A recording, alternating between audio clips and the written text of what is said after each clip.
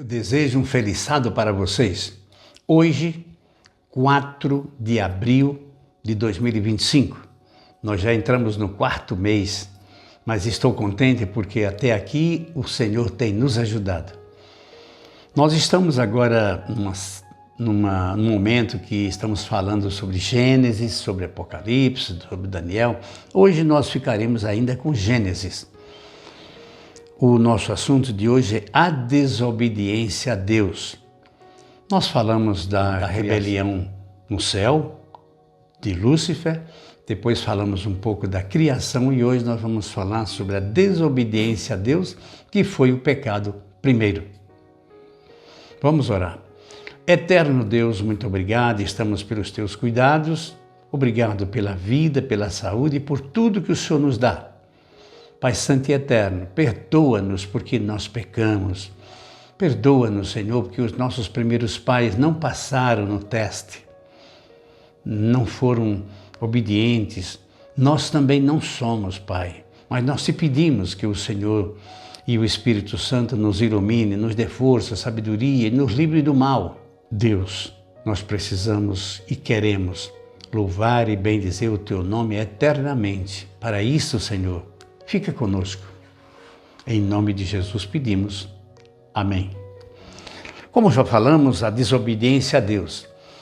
Ora, quando nós desobedecemos a Deus, nós pecamos e o pecado gera morte. Por isso é que a morte veio ao mundo.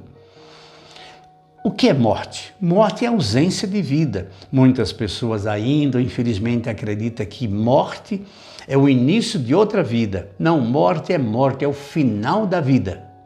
Mas aqueles que creem em Deus, ainda que morram, reviverão quando Ele estiver aqui para a ressurreição. É algo simples, está na Bíblia de uma maneira clara. 1 Tessalonicenses, capítulo 4, do 13 até o 18, explica isso muito bem. Hoje não vamos falar disso, mas em uma hora a gente vai falar novamente. Hoje nós queremos falar o que está escrito em Gênesis 2, 15 a 17 e Gênesis 3, de 1 até o 15. São coisas rápidas, mas é a desobediência que o homem causou diante da palavra de Deus. Deus havia pedido aos anjos que preparassem os nossos primeiros pais. Ele próprio, ao encontrar com o homem todos os dias, à tardinha, na viração do dia, diz a Bíblia, e os nossos primeiros pais, eles falharam.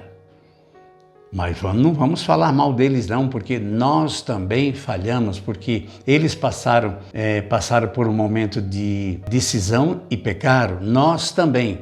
Nós podíamos vencer, simplesmente vencer o pecado, se nós nos afastássemos de Cristo e obedecesse a Ele em todos os pormenores, viver segundo a vontade de Deus.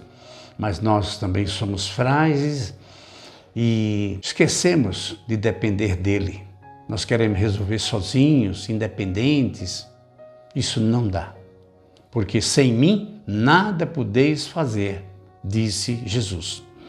Bom, capítulo 2 de Gênesis, verso 15 até o 17. Tomou, pois, o Senhor Deus ao homem e o colocou no jardim do Éden para cultivar e governar. Deus colocou o homem para isto, numa posição privilegiada. E o Senhor Deus lhe deu esta ordem: de todas as árvores do jardim comereis livremente, mas da árvore do conhecimento do bem e do mal não comerás, porque no dia em que dela comerdes, certamente morrerás. Eles receberam isto, esse aconselhamento, esse guia, essa palavra de amor. Comam de tudo que é livre, mas do fruto que está no meio do jardim, a ciência, o fruto da ciência do bem e do mal, não comam, porque se vocês comerem, morrerão. E agora nós vamos passar para Gênesis 3, 1 até o 5.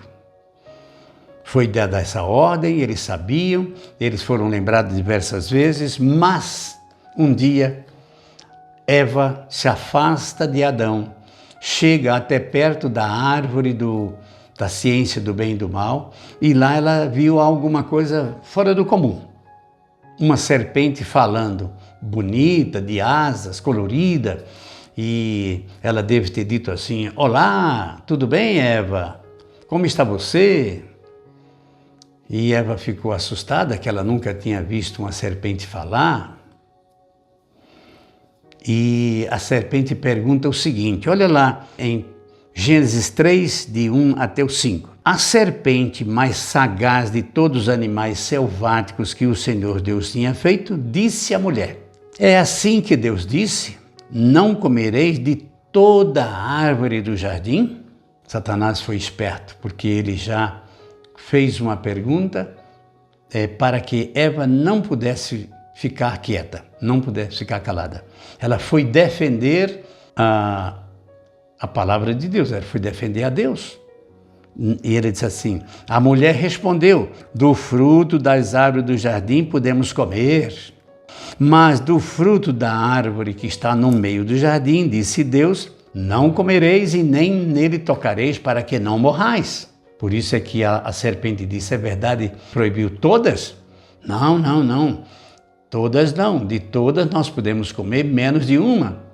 É certo que não morrereis, porque Deus sabe que no dia em que deles comerdes, vos abrirão os vossos olhos, e como Deus sereis conhecedores do bem e do mal.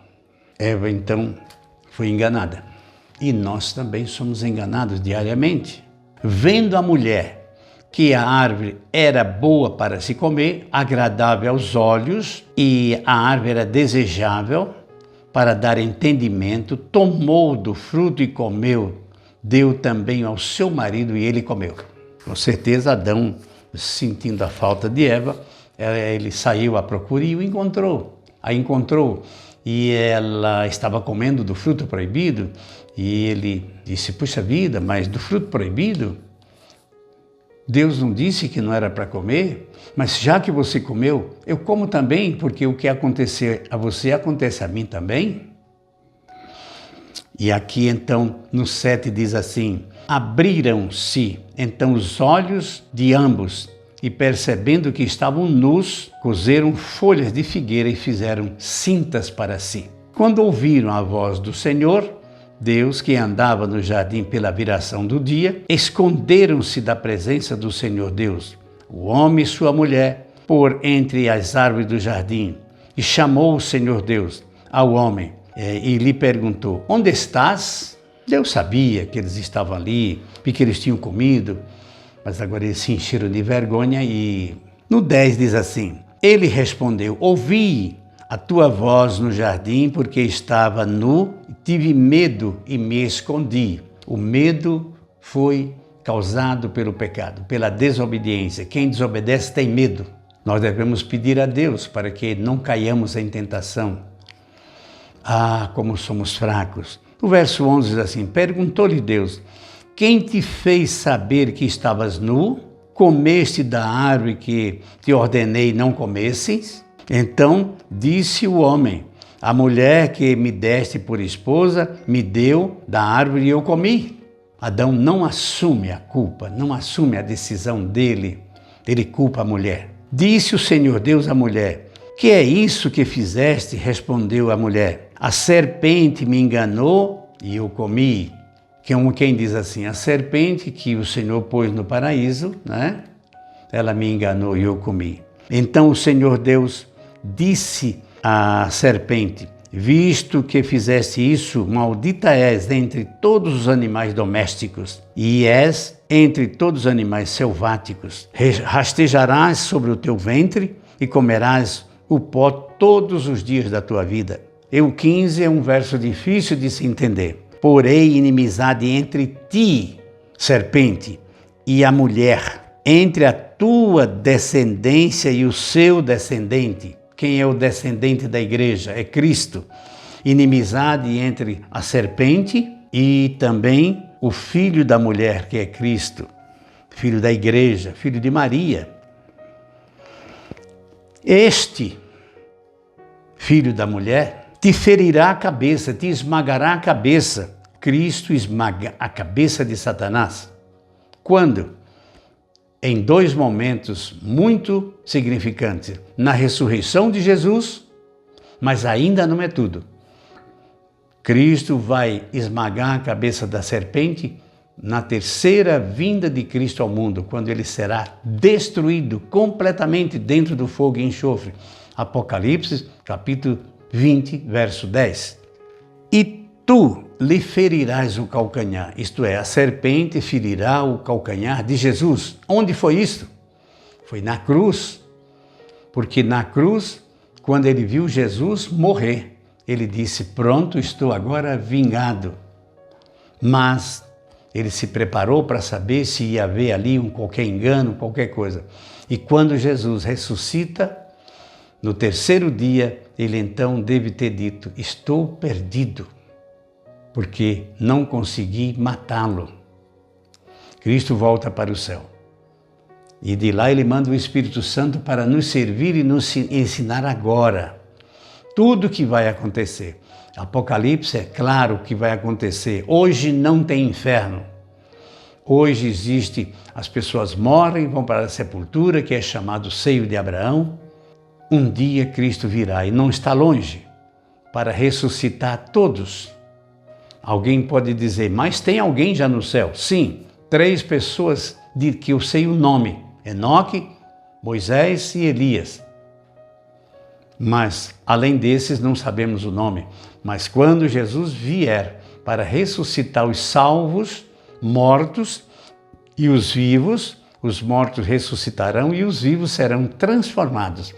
Seremos levados para o céu e durante 1000 anos, lá na Santa Cidade, nós receberemos a ciência e a justiça, porque alguns foram e alguns não foram, porque alguns pensávamos que eles iam se salvar, não se salvaram, outros que nós achávamos que eram condenados e não foram. Tudo isso vai ser explicado. Terminado o milênio, é um assunto que também nós vamos explicar melhor daqui a uns dias. Terminado o milênio, então Jesus desce, ressuscita os ímpios, queima os ímpios, queima os líderes que nos enganaram, de todas as igrejas que têm enganadores, e ele vai queimar, inclusive, Satanás.